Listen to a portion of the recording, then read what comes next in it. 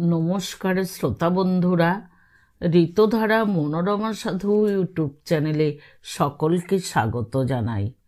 আশা করি সকলেই খুব ভালো আছেন। আজ রবীন্দ্রনাথ ঠাকুরের প্রথম উপন্যাস বউ ঠাকুরানীর হাটের 10ম পর্ব শোনাতে চলেছি। এই পর্বে অন্তর্ভুক্ত আছে সপ্তবিংশ, অষ্টাবিংশ, 29 এবং 30 পরিচ্ছেদ। আসুন প্রথমে শোনা যাক সপ্তবিংশ পরিচ্ছেদ। ইতিমধ্যে এক ঘটনা ঘটিয়াছে। যখন সীতারাম দেখিল উদয়াদিত্যকে কারারুদ্ধ করা হইয়াছে, তখন সে আর হাত পা আশ্রাইয়া বাঁচে না। প্রথমেই তো সে রুক্মিণীর বাড়ি গেল, তাহাকে যাহা মুখে আসিল তাহাই বলিল। তাহাকে মারিতে যায় আর কি। কহিল, সর্বনাশী, তোর ঘরে আগুন জ্বালাইয়া দিব, তোর ভিটায় ঘুঘু চড়াইব, আর যুবরাজকে খালাস করিব, তবে আমার নাম সীতারাম। আজই আমি রায়গড়ে চলিলাম, রায়গড় হইতে আসি, তারপরে তোর ওই কালামুখ লইয়া এই শানের উপরে ঘষিব, তোর মুখে চুনকালি মাখাইয়া শহর হইতে বাহির করিয়া দিব, তবে জল গ্রহণ করিব। রুক্মিণী কিয়ৎক্ষণ অনিমেষ নেত্রে সীতারামের মুখের দিকে চাহিয়া শুনিল। ক্রমে তাহার দাঁতে দাঁতে লাগিল, ঠোঁটে ঠোঁট চাপিল, তাহার হাতের মুষ্টি দৃঢ়বদ্ধ হইল।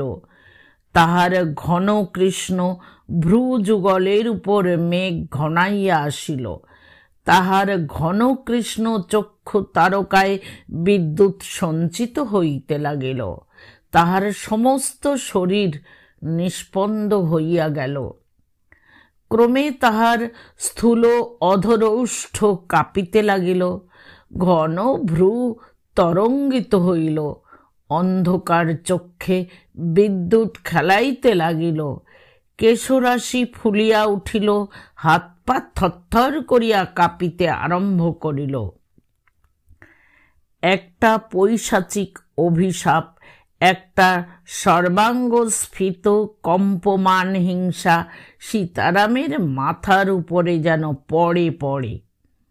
সেই মুহূর্তে সীতারাম কুটির হইতে বাহির হইয়া গেল। ক্রমে যখন রুক্মিণীর মুষ্টি শিথিল হইয়া আসিল, দাঁত খুলিয়া গেল, অধরৌষ্ঠ পৃথক হইল, কুঞ্চিত ভ্রু প্রসারিত হইল, তখন সে বসিয়া পড়িল। কহিল, বটে, যুবরাজ তোমারই বটে।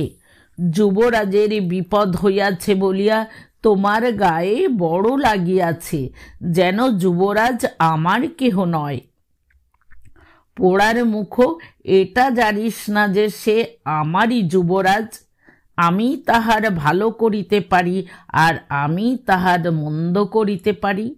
আমার যুবরাজকে তুই কারার মুক্ত করিতে চাহিস, দেখিব কেমন তাহা পারিস। সীতারাম সেই দিনই রায়গড়ে চলিয়া গেল। বিকালবেলা বসন্ত রায় রায়গড়ের প্রাসাদের বারান্দায় বসিয়া রহিয়াছেন। সম্মুখে এক প্রশস্ত মাঠ দেখা যাইতেছে। মাঠের প্রান্তে খালের পরপারে একটি আম্রবনের মধ্যে সূর্য অস্ত যাইতেছেন। বসন্ত রায়ের হাতে তাহার চিরসহচর সেতারটি আর নাই।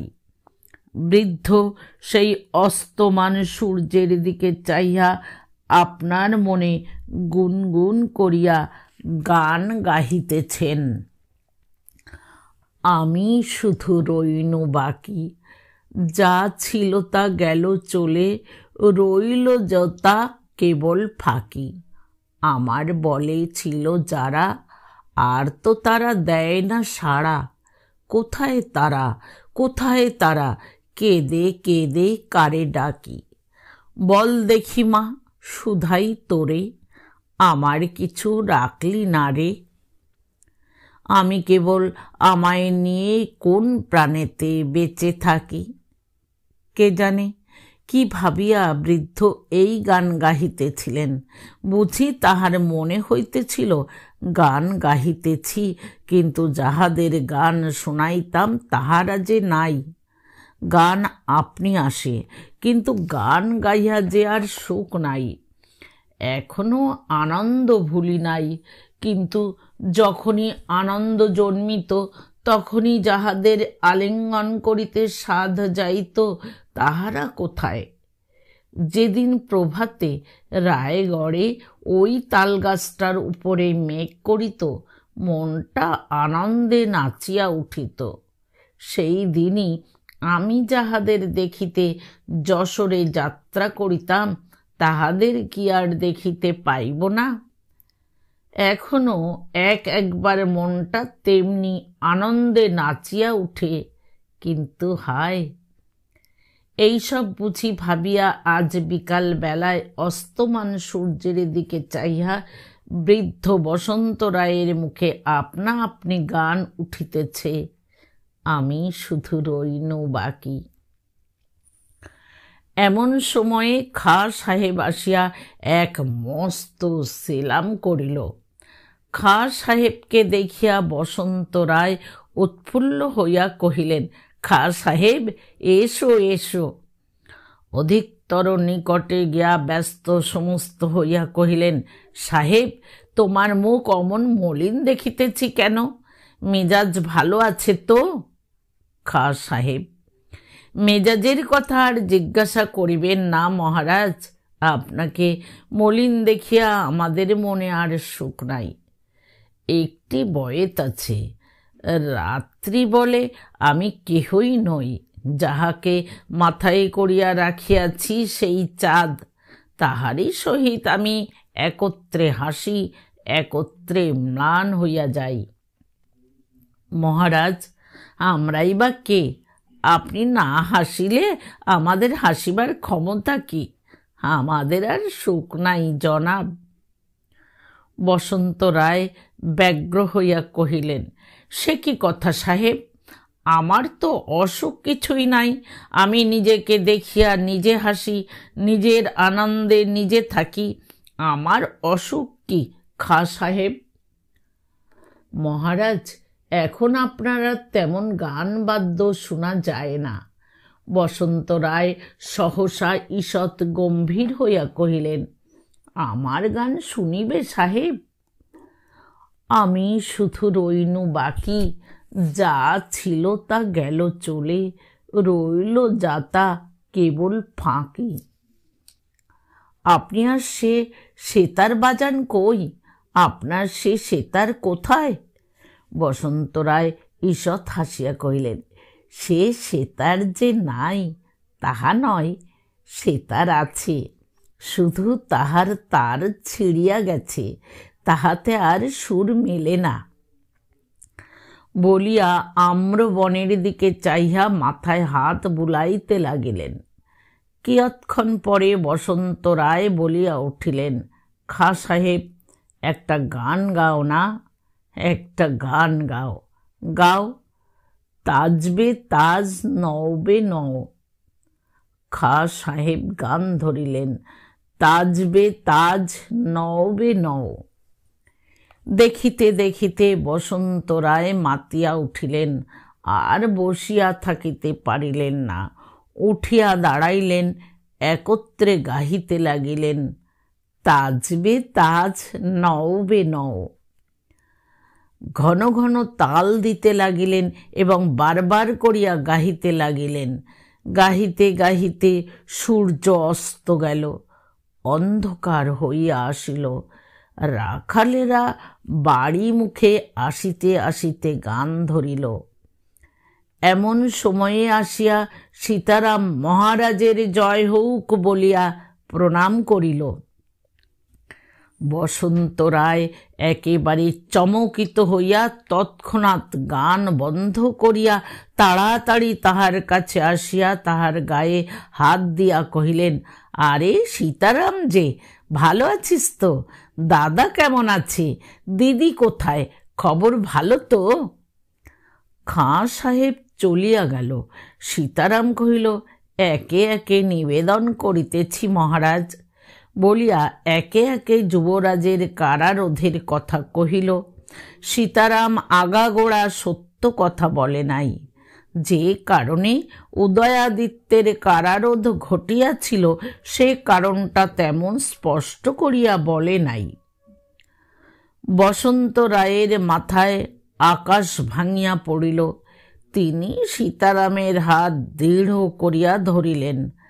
তাহার ভ্রু ঊর্ধ্বে উঠিল, তাহার চক্ষু প্রসারিত হইয়া গেল, তাহার অধরৌষ্ঠ বিভিন্ন হইয়া গেল। নির্নিমেষ নেত্রে সীতারামের মুখের দিকে চাহিয়া কহিলেন, অ্যাঁ? সীতারাম কহিল, আজ্ঞে হ্যাঁ মহারাজ। কিয়ৎক্ষণ চুপ করিয়া বসন্ত রায় কহিলেন, সীতারাম। মহারাজ, তাহা হইলে দাদা এখন কোথায়? আজ্ঞা, তিনি কারাগারে। বসন্ত রায় মাথায় হাত বুলাইতে লাগিলেন।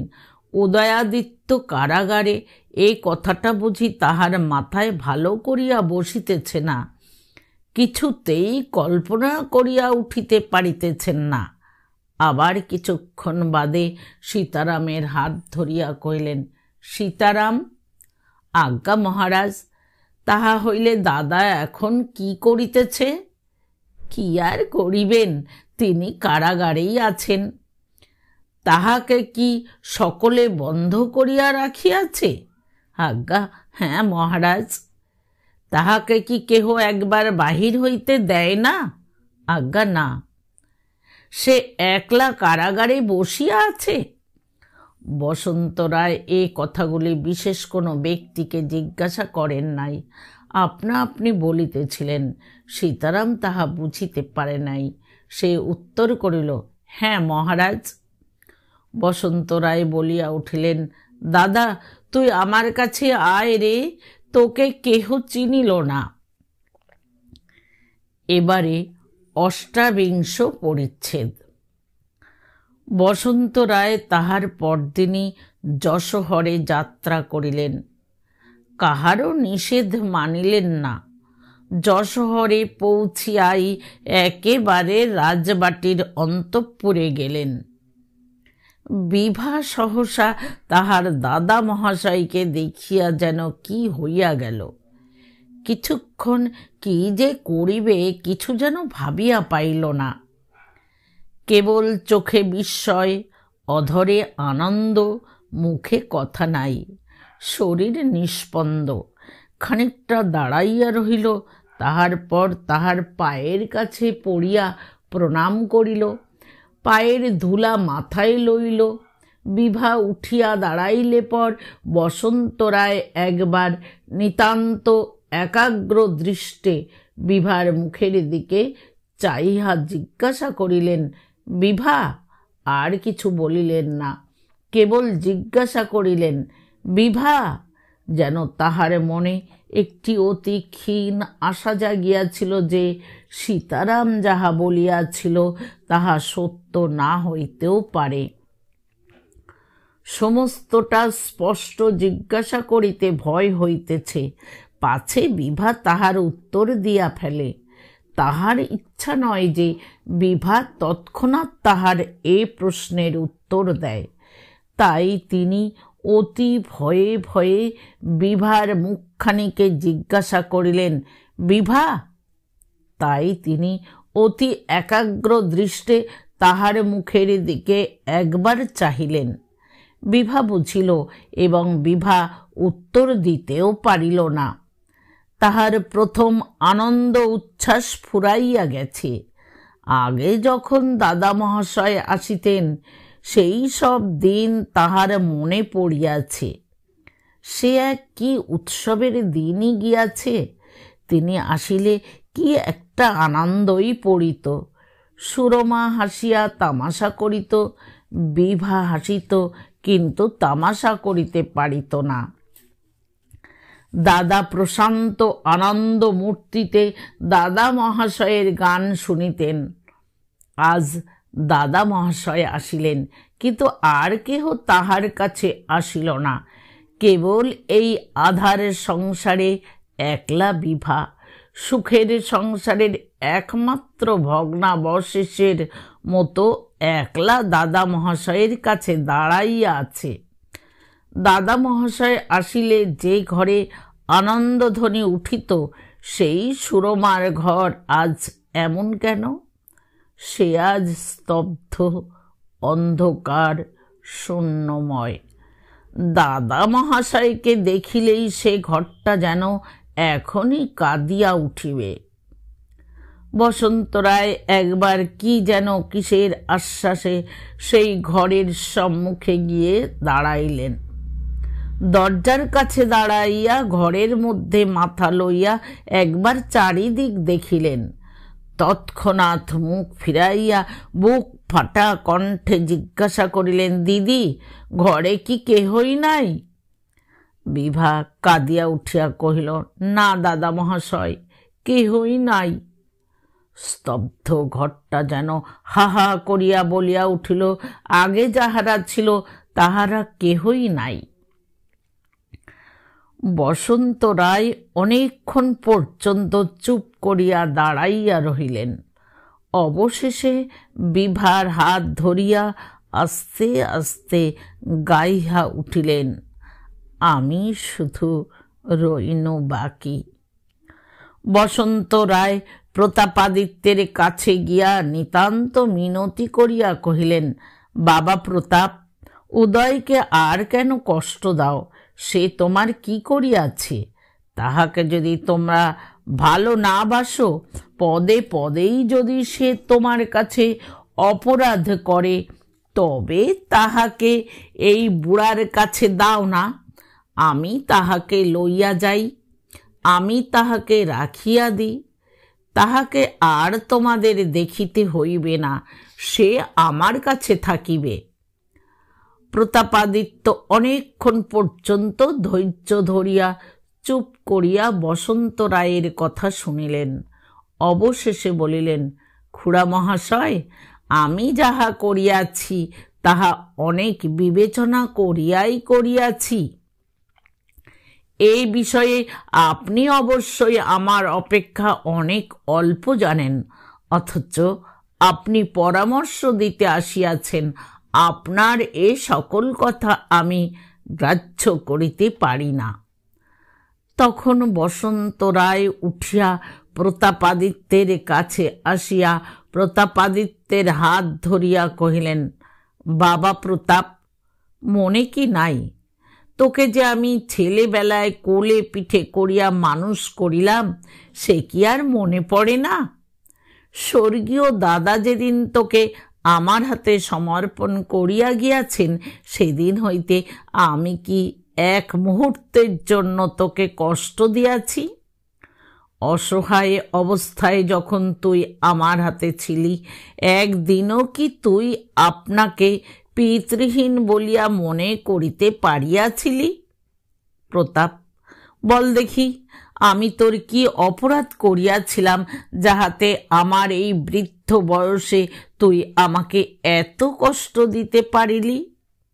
এমন কথা আমি বলি না যে তোকে পালন করিয়াছিলাম বলিয়া তুই আমার কাছে ঋণী।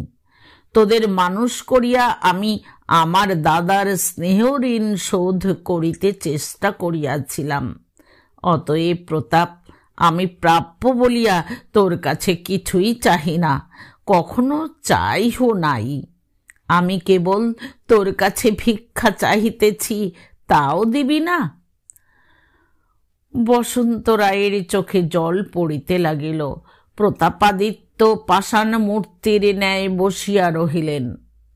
বসন্ত রায় আবার কহিলেন, তবে আমার কথা শুনিবি না? আমার ভিক্ষা রাখিবি না? কথার উত্তর দিবি নে প্রতাপ? দীর্ঘ নিঃশ্বাস ফেলিয়া কহিলেন, ভালো। আমার আরেকটি ক্ষুদ্র প্রার্থনা আছে। একবার আমি উদয়কে দেখিতে চাই। আমাকে তাহার সেই কারাগৃহে প্রবেশ করিতে কেহ যেন নিষেধ না করে, এই অনুমতি দাও। প্রতাপাদিত্য তাহাও দিলেন না। তাহার বিরুদ্ধে উদয়াদিত্যের প্রতি এতখানি স্নেহ প্রকাশ করাতে প্রতাপাদিত্য মনে মনে অত্যন্ত বিরক্ত হইয়া উঠিয়াছিলেন। তাহার যতই মনে হয় লোকে তাহাকেই অপরাধী করিয়া তুলিতেছে, ততই তিনি আরো বাকিয়া দাঁড়ান। বসন্ত রায় নিতান্ত ম্লান মুখে অন্তঃপুরে ফিরিয়া গেলেন। তাহার মুখ দেখিয়া বিভার অত্যন্ত কষ্ট হইল। বিভা দাদা মহাশয়ের হাত ধরিয়া কহিল, দাদা মহাশয়, আমার ঘরে এসো। বসন্ত রায় নীরবে বিভার সঙ্গে সঙ্গে বিভার ঘরে প্রবেশ করিলেন। তিনি ঘরে বসিলে পর বিভা তাহার কোমল অঙ্গুলি দিয়া তাহার পাকা চুলগুলি নাড়িয়া দিয়া কহিল, দাদা মহাশয় এসো, তোমার পাকা চুল তুলিয়া দি। বসন্ত রায় কহিলেন, দিদি, সে পাকা চুল কি আর আছে? যখন বয়স হয় নাই তখন সে সব ছিল। তখন তোদের পাকা চুল তুলিতে বলিতাম। আজ আমি বুড়া হইয়া গিয়াছি, আজ আর আমার পাকা চুল নাই।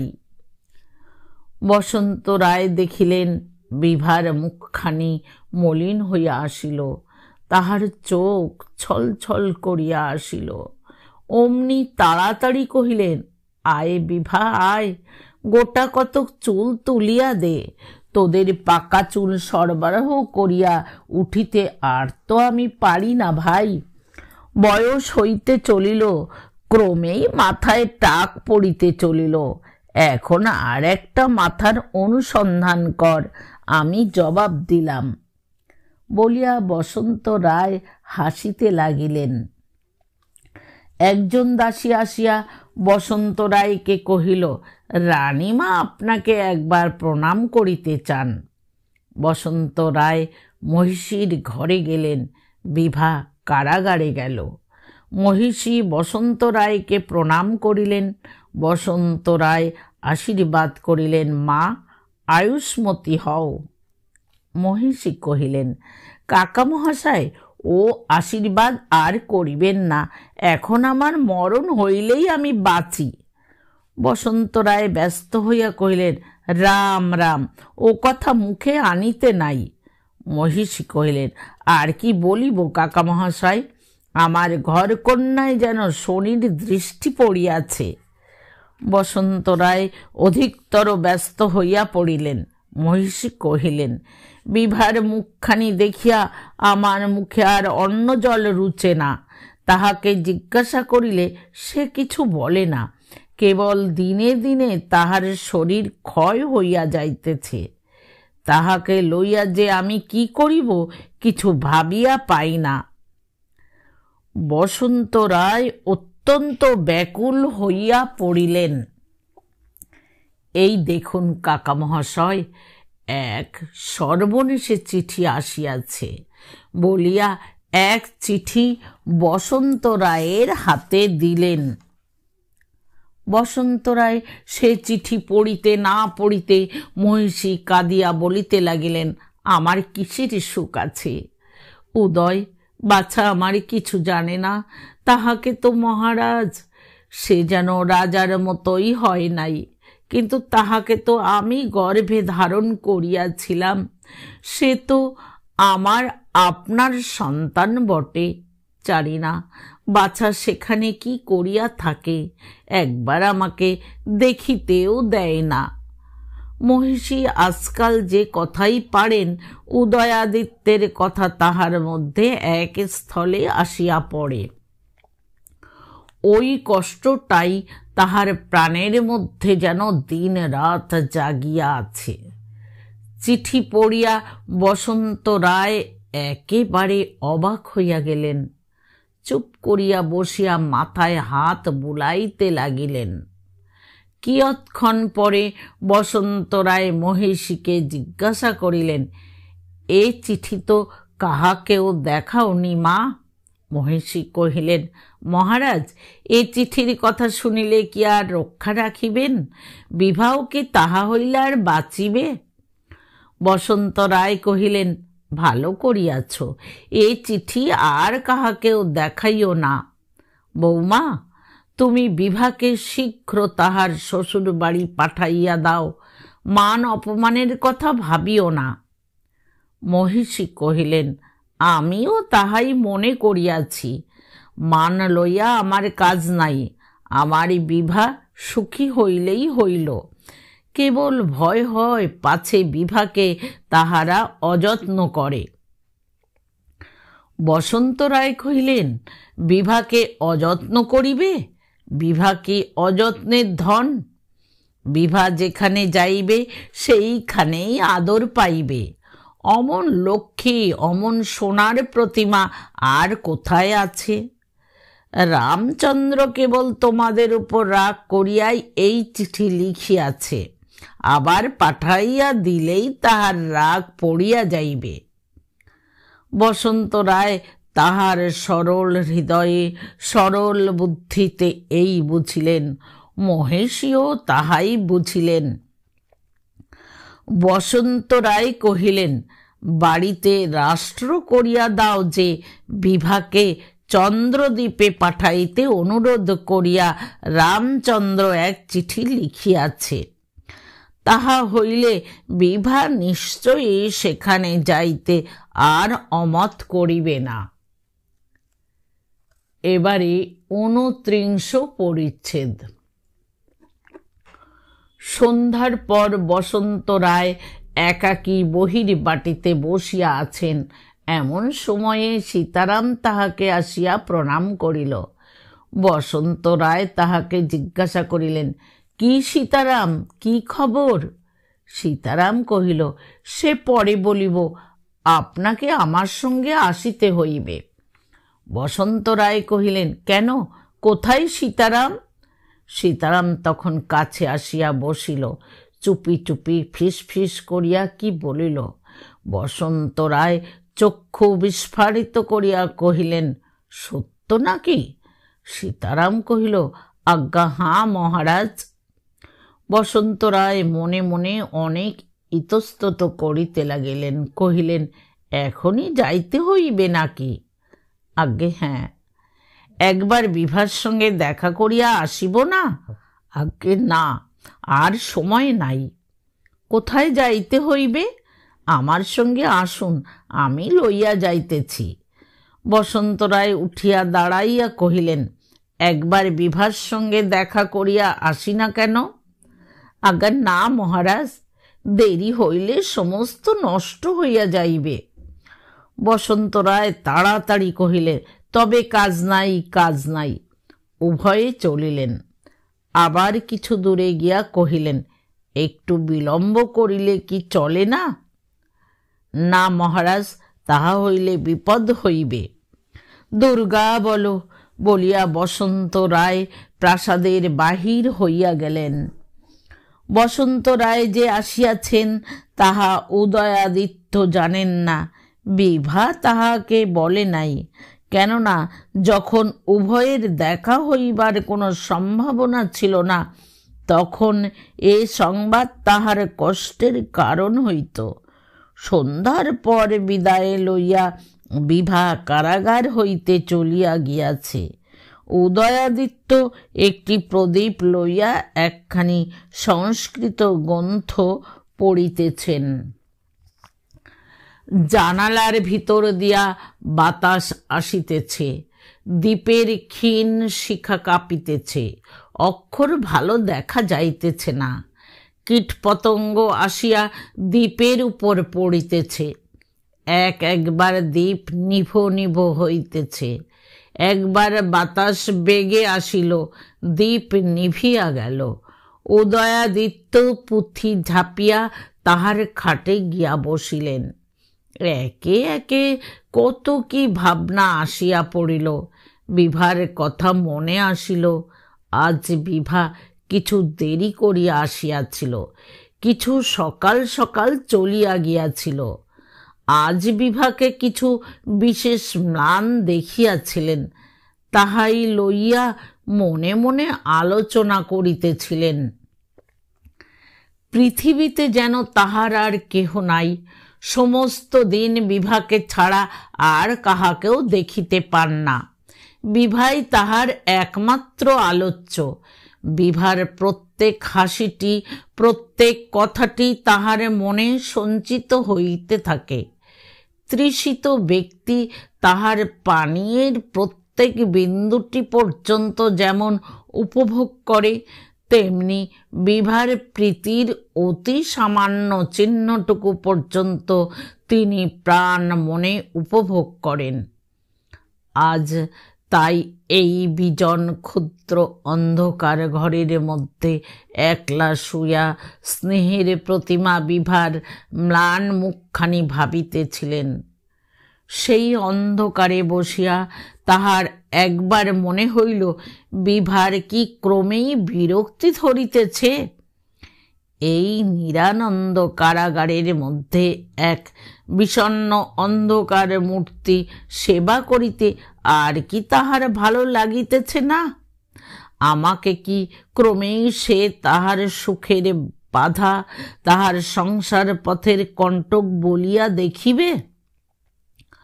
আজ দেরি করিয়া আসিয়াছে, কাল হয়তো আরো দেরি করিয়া আসিবে, তাহার পরে একদিন হয়তো সমস্ত দিন বসিয়া আছি, কখন বিভা আসিবে।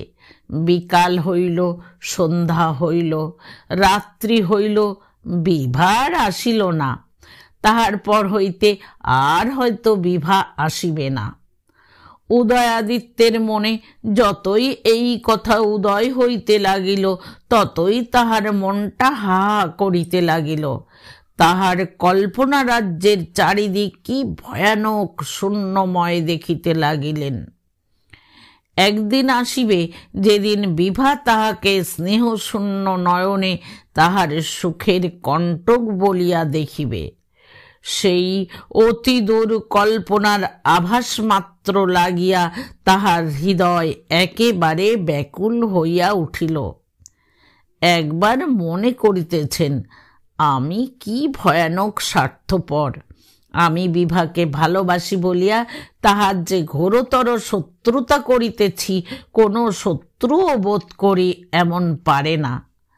বারবার করিয়া প্রতিজ্ঞা করিতেছেন আর বিভার উপর নির্ভর করিবেন না, কিন্তু যখনই কল্পনা করিতেন তিনি বিভাকে হারাইয়াছেন, তখনই তাহার মনে সে বল চলিয়া যাইতেছে, তখনই তিনি অকুল পাথারে পড়িয়া যাইতেছেন। মরণাপন্ন মজ্জমান ব্যক্তির মতো বিভার কাল্পনিক মূর্তিকে আকুলভাবে আঁকড়িয়া ধরিতেছেন। এমন সময়ে বহির্দেশে সহসা আগুন আগুন বলিয়া এক ঘোরতর কোলাহল উঠিল। উদয়াদিত্যের বুক কাঁপিয়া উঠিল। সহসা নানা কণ্ঠে নানাবিধ চিৎকার আকাশে উঠিল। বাহিরে শত শত লোকের দ্রুত পদ শব্দ শোনা গেল। উদয়াদিত্য বুঝিলেন প্রাসাদের কাছাকাছি কোথাও আগুন লাগিয়াছে। অনেকক্ষণ ধরিয়া গোলমাল চলিতে লাগিল। তাহার মন অত্যন্ত অধীর হইয়া উঠিল। সহসা দ্রুত বেগে তাহার কারাগারের দ্বার খুলিয়া গেল। কে একজন তাহার অন্ধকার গৃহে প্রবেশ করিল। তিনি চমকিয়া উঠিয়া জিজ্ঞাসা করিলেন, কে ও? সে উত্তর করিল, আমি সীতারাম, আপনি বাহির হইয়া আসুন। উদয়াদিত্য কহিলেন, কেন? সীতারাম কহিল, যুবরাজ, কারাগৃহে আগুন লাগিয়াছে, শীঘ্র বাহির হইয়া আসুন। বলিয়া তাহাকে ধরিয়া প্রায় তাহাকে বহন করিয়া কারাগারের বাহিরে লইয়া গেল। অনেক দিনের পর উদয়াদিত্য আজ মুক্ত স্থানে আসিলেন। মাথার উপরে সহসা অনেকটা আকাশ দেখিতে পাইলেন। বাতাস যেন তাহার বিস্তৃত বক্ষ প্রসারিত করিয়া তাহাকে আলিঙ্গন করিতে লাগিল। চোখের বাধা চারিদিক হইতে খুলিয়া গেল। সেই অন্ধকার রাত্রে আকাশের অসংখ্য তারকার দৃষ্টির নিম্নে বিস্তৃত মাঠের মধ্যে কোমল তৃণজালের উপর দাঁড়াইয়া সহসা তাহার মনের মধ্যে এক অপরিসীম অনির্বচনীয় আনন্দের উদয় হইল। সেই আনন্দে কিয়ৎক্ষণ নিস্তব্ধ থাকিয়া তাহার পর সীতারামকে জিজ্ঞাসা করিলেন, কি করিব, কোথায় যাইব? অনেক দিন সংকীর্ণ স্থানে বদ্ধ ছিলেন, চলেন ফেরেন নাই। আজ এই বিস্তৃত মাঠের মধ্যে আসিয়া অসহায় ভাবে সীতারামকে জিজ্ঞাসা করিলেন, কি করিব, কোথায় যাইব? সীতারাম কহিল, আসুন, আমার সঙ্গে আসুন। এদিকে আগুন খুব জ্বলিতেছে। বৈকালে কতকগুলি প্রজাপ্রধান কর্মচারীদের নিকট কি একটা নিবেদন করিবার জন্য আসিয়াছিল। তাহারা প্রাসাদের প্রাঙ্গণে একত্র বসিয়াছিল। তাহারাই প্রথমে আগুনের গোল তোলে। প্রহরীদের বাসের জন্য কারাগারের কাছে একটি দীর্ঘ কুটির শ্রেণী ছিল। সেইখানেই তাহাদের চারপাই বাসন, কাপড় চোপড়, জিনিসপত্র সমস্তই থাকে। অগ্নির সংবাদ পাইয়াই যত প্রহরী পারিল সকলেই ছুটিয়া গেল। যাহারা নিতান্তই পারিল না তাহারা হাত পা আশ্রাইতে লাগিল। উদয়াদিত্যের গৃহদ্বারেও দুই একজন প্রহরী ছিল বটে, কিন্তু সেখানে কড়াক্কড় পাহারা দিবার কোনো প্রয়োজনই ছিল না। দস্তুর ছিল বলিয়া তাহারা পাহারা দিত মাত্র। কারণ উদয়াদিত্য এমন শান্তভাবে তাহারে গৃহে বসিয়া থাকিতেন যে বোধ হইত না যে তিনি কখনো পলাইবার চেষ্টা করিবেন বা তাহার পলাইবার ইচ্ছা আছে। এই জন্য তাহার দ্বারের প্রহরীরা সর্বাগ্রে ছুটিয়া গিয়াছিল। রাত হইতে লাগিল, আগুন নেবে না। কেহ বা জিনিসপত্র সরাইতে লাগিল, কেহ বা জল ঢালিতে লাগিল, কেহ বা কিছুই না করিয়া কেবল গোলমাল করিয়া বেড়াইতে লাগিল। আগুন নিবিলে পর তাহারাই সকলের অপেক্ষা অধিক বাহবা পাইয়াছিল। এইরূপ সকলে ব্যস্ত আছে, এমন সময়ে একজন স্ত্রীলোক তাহাদের মধ্যে ছুটিয়া আসিল। সে কি একটা বলিতে চায়, কিন্তু তাহার কথা শোনে কে? কেহ তাহাকে গালাগালি দিল, কেহ তাহাকে ঠেলিয়া ফেলিয়া দিল, কেহই তাহার কথা শুনিল না। যে শুনিল সে কহিল, যুবরাজ পলাইলেন তাতে আমার কি মাগি, তোরই বা কি? সে দয়াল সিং জানে আমার ঘর ফেলিয়া এখন আমি কোথাও যাইতে পারি না বলিয়া সে ভিড়ের মধ্যে মিশিয়া গেল। এইরূপ বারবার প্রতিহত হইয়া সেই রমণী অতি প্রচণ্ডা হইয়া উঠিল। একজন যাহাকে সম্মুখে পাইল তাহাকেই সবলে ধরিয়া কহিল, পোড়ার মুখ, তোমরা কি চোখের মাথা খাইয়াছ? রাজার চাকরি করো, সে জ্ঞান কি নাই? কাল রাজাকে বলিয়া হেঁটোয় কাটা উপরে কাটা দিয়া তোমাদের মাটিতে পুঁতিব, তবে ছাড়িব। যুবরাজ যে পলাইয়া গেল। ভালোই হইয়াছে, তোর তাহাতে কি বলিয়া সে তাহাকে উত্তম রূপে প্রহার করিল। যাহারা ঘরে আগুন লাগাইয়াছিল এ ব্যক্তি তাহাদের মধ্যে একজন। প্রহার খাইয়া সেই রমণীর মূর্তি অতি ভীষণ হইয়া উঠিল। ক্রুদ্ধ বাঘিনীর মতো তাহার চোখ দুটা জ্বলিতে লাগিল, তাহার চুলগুলা ফুলিয়া উঠিল, সে দাঁতে দাঁতে কিড়মিড় করিতে লাগিল। তাহার সেই মুখের উপর বহ্নি শিখার আভা পড়িয়া তাহার মুখ পিশাচির মতো দেখিতে হইল। সম্মুখে একটি কাষ্ঠখণ্ড জ্বলিতেছিল, সেইটি তুলিয়া লইল। হাত পুড়িয়া গেল, কিন্তু তাহা ফেলিল না। সেই জ্বলন্ত কাষ্ঠ লইয়া তাহার পশ্চাৎ পশ্চাৎ ছুটিল। কিছুতে ধরিতে না পারিয়া সেই কাঠ তাহার প্রতি ছুড়িয়া মারিল। এবারে ৩০ পরিচ্ছেদ। সীতারাম যুবরাজকে সঙ্গে করিয়া খালের ধারে লইয়া গেল। সেখানে একখানা বড় নৌকা বাঁধা ছিল। সেই নৌকার সম্মুখে উভয়ে গিয়া দাঁড়াইলেন। তাহাদের দেখিয়া নৌকা হইতে এক ব্যক্তি তাড়াতাড়ি বাহির হইয়া আসিয়া কহিল, দাদা আসিয়াছিস? উদয়াদিত্য একেবারে চমকিয়া উঠিলেন। সেই চিরপরিচিত স্বর, যে স্বর বাল্যের স্মৃতির সহিত, যৌবনের সুখ দুঃখের সহিত জড়িত। পৃথিবীতে যতটুকু সুখ আছে, যতটুকু আনন্দ আছে, যে স্বর তাহারই সহিত অবিচ্ছিন্ন। এক একদিন কারাগারে গভীর রাত্রে বিনিদ্র নয়নে বসিয়া সহসা স্বপ্নে বংশীধ্বনির ন্যায় যে স্বর শুনিয়া চমকিয়া উঠিতেন, সেই স্বর। বিস্ময় ভাঙিতে না ভাঙিতে বসন্ত রায় আসিয়া তাহাকে আলিঙ্গন করিয়া ধরিলেন। উভয়ের দুই চক্ষু বাষ্পে পুড়িয়া গেল। উভয়ে সেইখানে তৃণের উপর বসিয়া পড়িলেন।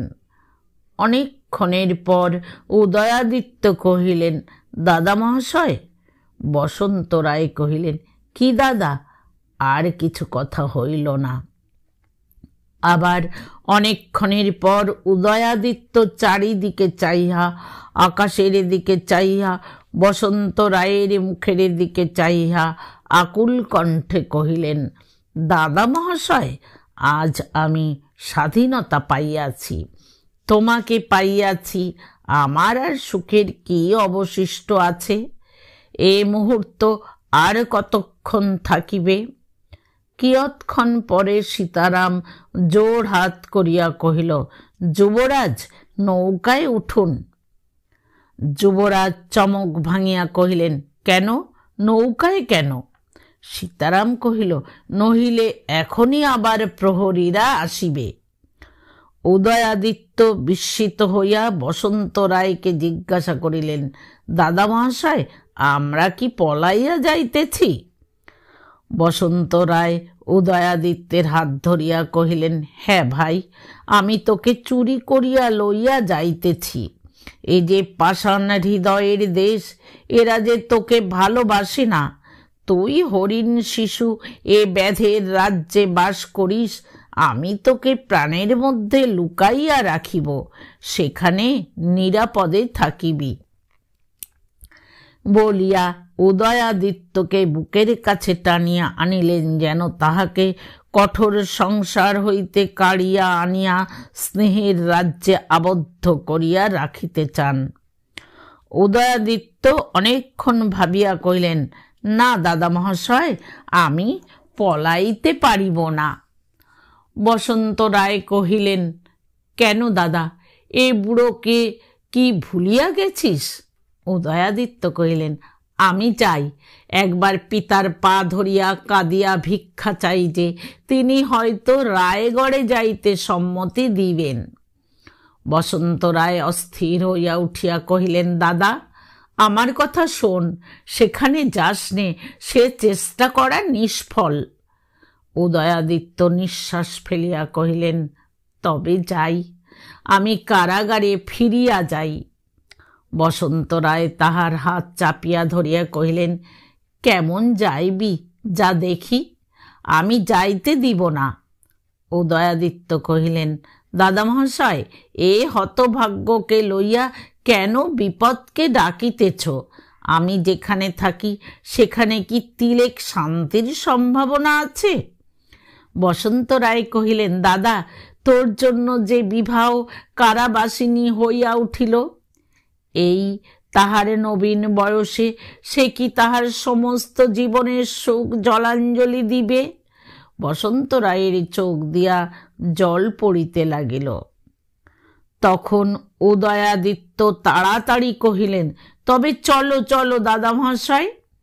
সীতারামের দিকে চাহিয়া কহিলেন, সীতারাম, প্রাসাদে 3খানি পত্র পাঠাইতে চাই।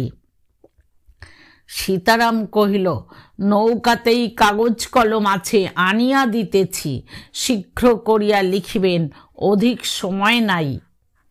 উদয়াদিত্য পিতার কাছে মার্জনা ভিক্ষা করিলেন। মাতাকে লিখিলেন, মা, আমাকে গর্ভে ধরিয়া তুমি কখনো সুখী হইতে পারো নাই। এইবার নিশ্চিন্ত হও মা, আমি দাদা মহাশয়ের কাছে যাইতেছি, সেখানে আমি সুখে থাকিব, স্নেহে থাকিব, তোমার কোনো ভাবনার কারণ থাকিবে না।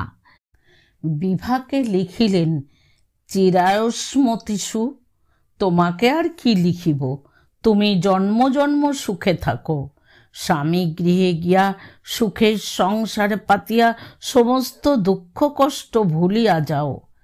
লিখিতে লিখিতে উদয়াদিত্যের চোখ জলে পুরিয়া আসিল। সীতারাম সেই চিঠি 3খানি একজন দাড়ির হাত দিয়া প্রাসাদে পাঠাইয়া দিল। সকলে নৌকাতে উঠিতেছেন, এমন সময়ে দেখিলেন কে একজন ছুটিয়া তাহাদের দিকে আসিতেছে। সীতারাম চমকিয়া বলিয়া উঠিল, ওই রে, সেই ডাকিনী আসিতেছে। দেখিতে দেখিতে রুক্মিণী কাছে আসিয়া পৌঁছিল। তাহার চুল এলোথেলো, তাহার অঞ্চল খসিয়া পড়িয়াছে, তাহার জ্বলন্ত অঙ্গারের মতো চোখ দুটা অগ্নি উদ্গার করিতেছে, তাহার বারবার প্রতিহত বাসনা, অপরিতৃপ্ত প্রতিহিংসা প্রবৃত্তির যন্ত্রণায় অস্থির হইয়া সে যেন যাহাকে সম্মুখে পায় তাহাকেই খণ্ড খণ্ড করিয়া ছিঁড়িয়া ফেলিয়া রোষ মিটাইতে চায়।